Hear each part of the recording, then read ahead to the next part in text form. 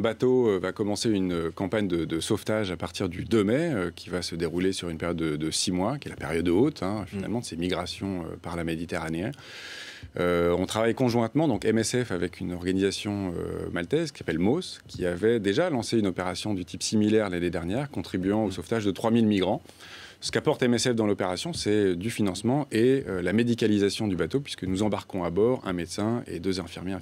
Alors, un bateau, c'est bien, mais quand on sait qu'il y a 11 000 migrants qui sont arrivés ces 6 derniers jours, ça paraît très peu.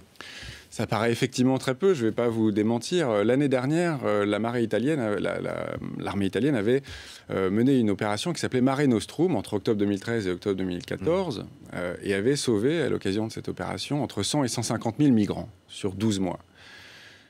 Cette opération a été suspendue pour des raisons à la fois financières et probablement beaucoup plus politiques. Politique parce qu'on expliquait à l'époque, je me souviens, finalement cette opération Mare Nostrum, c'est un appel d'air.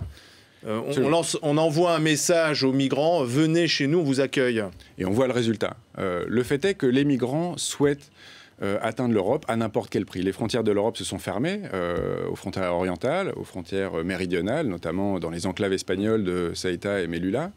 Il ne reste aujourd'hui plus que cette voie maritime extrêmement dangereuse, extrêmement périlleuse. Via la Libye. Via la Libye.